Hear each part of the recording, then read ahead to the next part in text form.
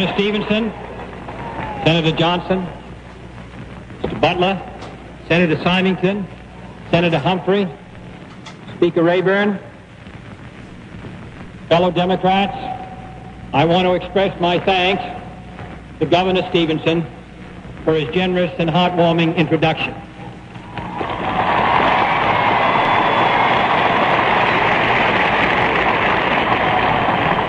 It was my great honor to place his name in nomination at the 1956 Democratic Convention, and I am delighted to have his support and his counsel and his advice in the coming months ahead.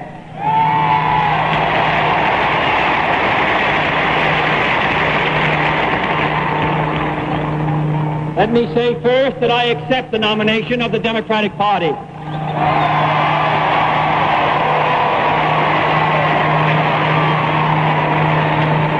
I accept it without reservation and with only one obligation: the obligation to devote every effort of my mind and spirit to lead our party back to victory and our nation to greatness.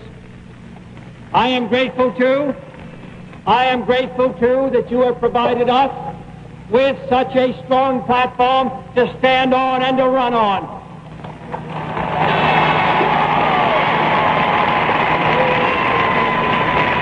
Pledges which are made so eloquently are made to be kept. The rights of man, the civil and economic rights essential to the human dignity of all men, are indeed our goal and are indeed our first principle. This is a platform on which I can run with enthusiasm and with conviction. And I am grateful, finally, that I can rely in the coming months on many others, on a distinguished running mate who brings unity and strength to our platform and our ticket, Lyndon Johnson.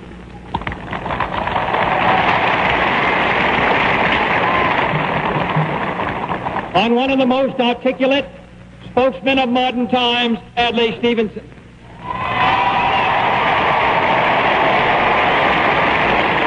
On a great fighter for our needs as a nation and a people, Stuart Symington.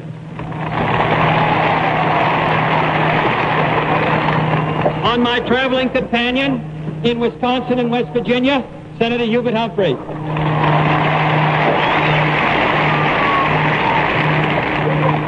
On Paul Butler, our devoted and courageous chairman. And on that fighting campaigner whose support I now welcome, President Harry Truman.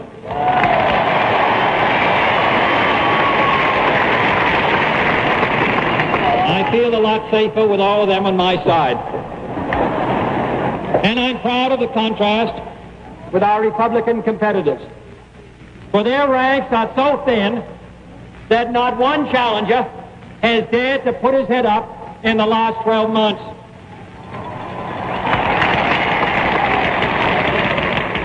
I am fully aware of the fact that the Democratic Party, by nominating someone of my faith, has taken on what many regard as a new and hazardous risk, new at least since 1928. The Democratic Party has once again placed its confidence in the American people and in their ability to render a free and fair judgment, and in my ability to render a free and fair judgment.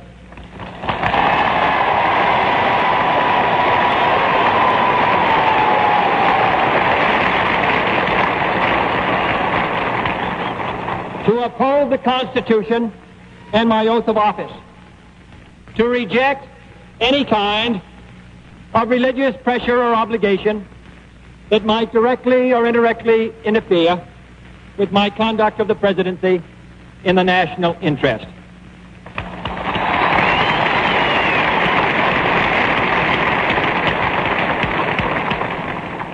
My record of 14 years in supporting public education, supporting complete separation of church and state, and resisting pressure from sources of any kind should be clear by now to everyone.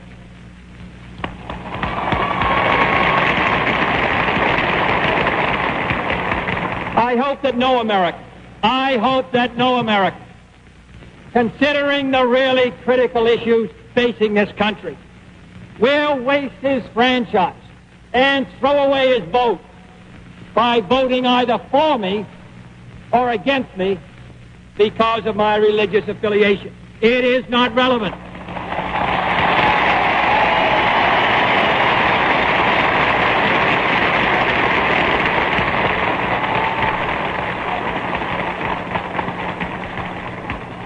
I am telling you what you are entitled to know as I come before you seeking your support for the most powerful office in the free world. I am saying to you that my decisions on every public policy will be my own as an American, as a Democrat, and as a free man.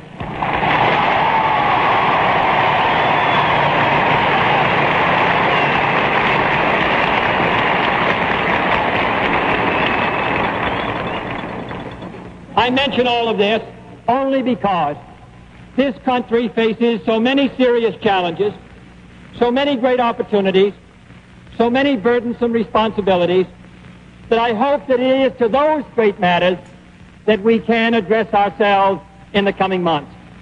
And if this statement of mine makes it easier to concentrate on our nation's problems, then I'm glad that I have made it.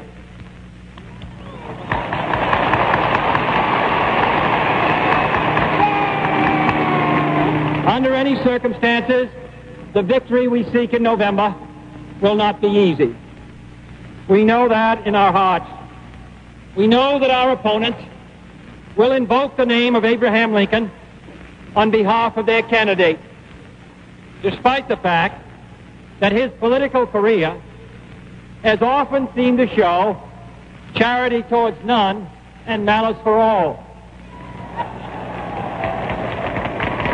We know it will not be easy to campaign against a man who has spoken and voted on every side of every issue. Mr. Nixon may feel that it's his turn now, after the New Deal and the Fair Deal. But before he deals, someone's going to cut the cards.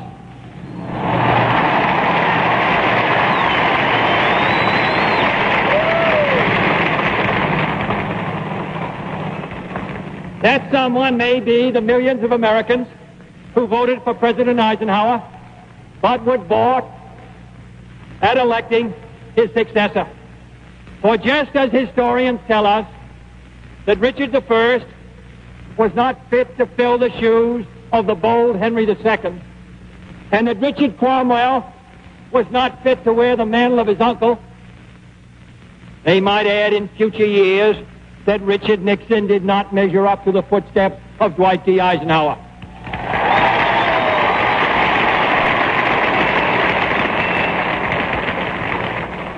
Perhaps he could carry on the party policies, the policies of Nixon and Benson and Dirksen and Goldwater, but this nation cannot afford such a luxury. Perhaps we could afford a Coolidge following Harding, and perhaps we could afford a Pierce following Fillmore. But after Buchanan, this nation needed Lincoln. After Taft, we needed Wilson. And after Hoover, we needed Franklin Roosevelt.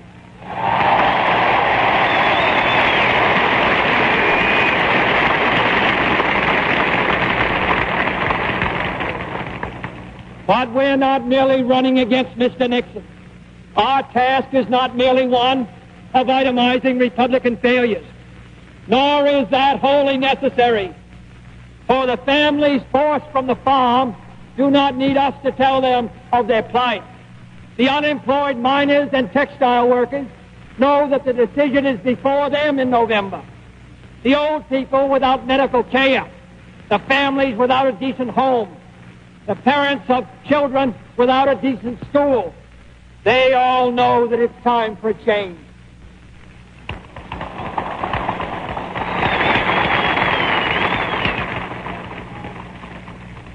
We are not here to curse the darkness. We are here to light a candle.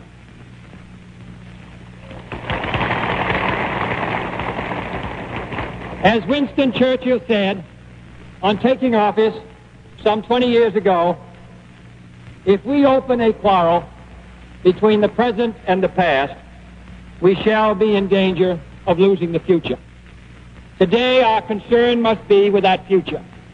For the world is changing, the old era is ending, the old ways will not do. Abroad, the balance of power is shifting. New and more terrible weapons are coming into use. 1/3 of the world may be free, but 1/3 is the victim of a cruel repression, and the other third is rocked by poverty and hunger and disease. Communist influence has penetrated into Asia. It stands in the Middle East and now festers some 90 miles off the coast of Florida. Friends have slipped into neutrality, and neutrals have slipped into hostility. As our keynoter reminded us, the president who began his career by going to Korea ends it by staying away from Japan.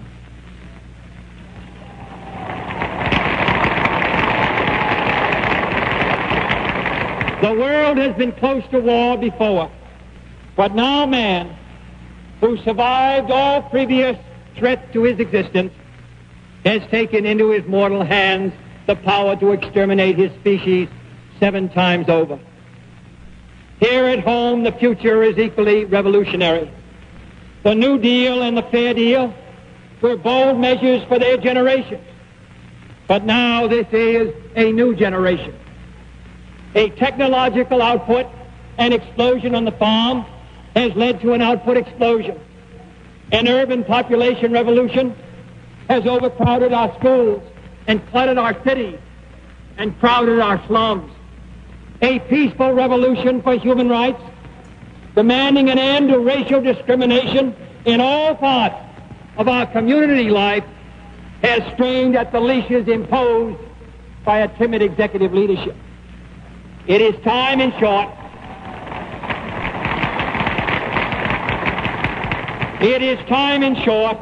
for a new generation of leadership.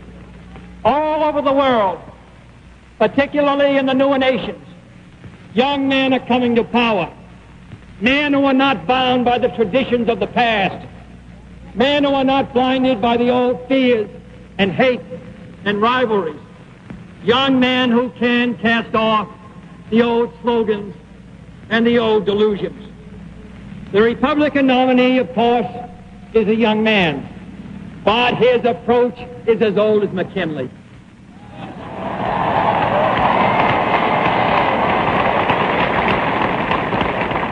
His party is the party of the past, the party of memory.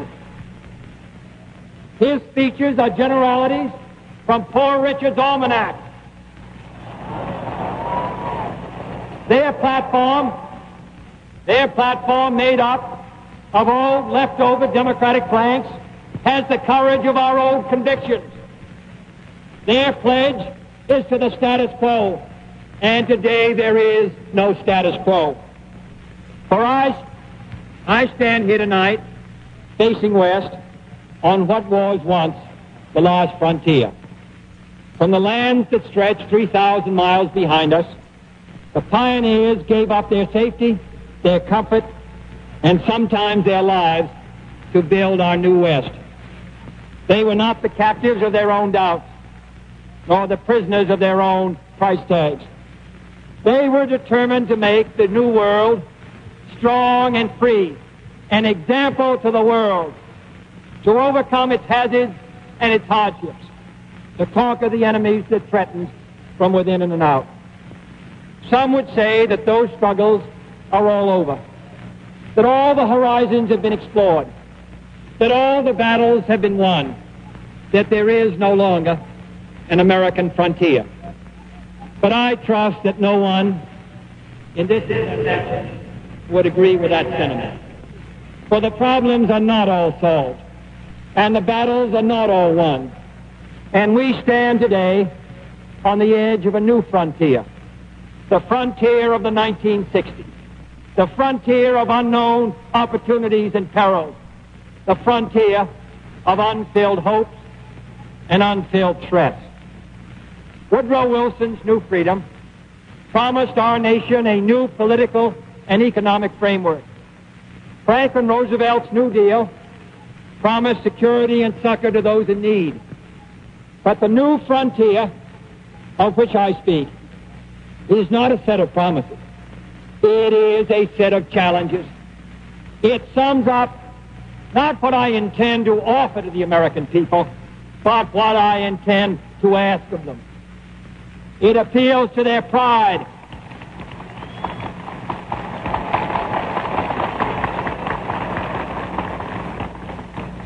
It appeals to our pride, not our security.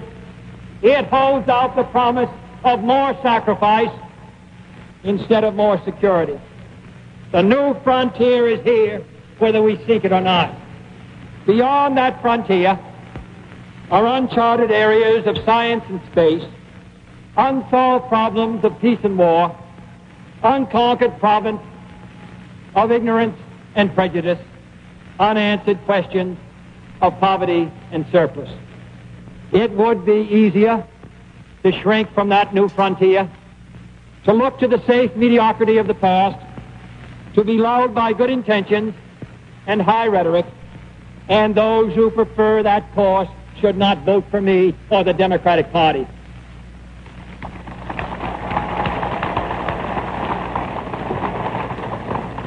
But I believe that the times require imagination and courage and perseverance. I'm asking each of you to be pioneers towards that new frontier.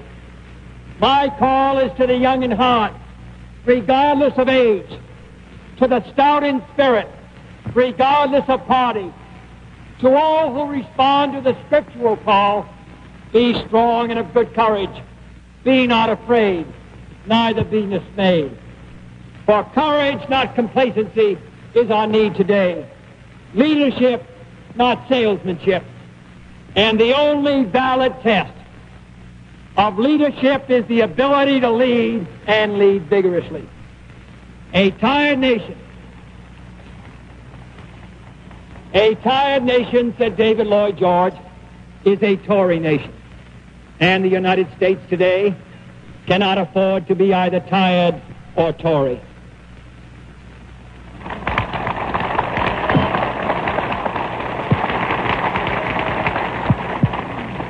There may be those who wish to hear more promises to this group or that, more harsh rhetoric about the men in the Kremlin as a substitute for policy, more assurances of a golden future where taxes are always low and the subsidies are always high. But my promises are in the platform that you have adopted. Our ends will not be won by rhetoric, and we can have faith in the future only if we have faith in ourselves.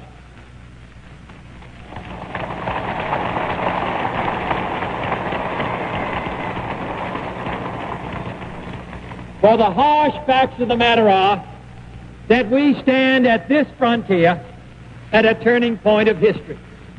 We must prove all over again to a watching world, as we sit on a most conspicuous stage, whether this nation, conceived as it is, with its freedom of choice, its breadth of opportunity, its range of alternatives, can compete with the single-minded advance of the communist system. Can a nation organized and governed such as ours endure? That is the real question. Have we the nerve and the will? Can we carry through in an age where we will witness not only new breakthroughs in weapons of destruction, but also a race for mastery of the sky and the rain, the ocean and the tides, the far side of space, and the inside of men's minds? That is the question of the new frontier. That is the choice that our nation must make. A choice that lies not merely between two men or two parties, but between the public interest and private comfort, between national greatness and national decline, between the fresh air of progress and the stale, dank atmosphere of normalcy, between dedication or mediocrity. All mankind waits upon our decision.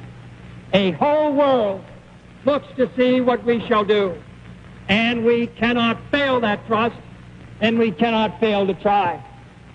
It has been a long road from the first snowy day in New Hampshire many months ago to this crowded convention city. Now begins another long journey, taking me into your cities and homes across the United States. Give me your help and your hand and your voice.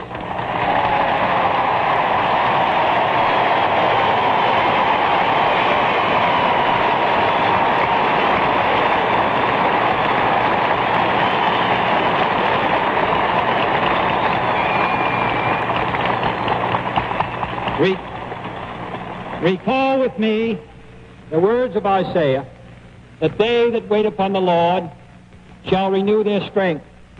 They shall mount up with wings as eagles. They shall run and not be weary.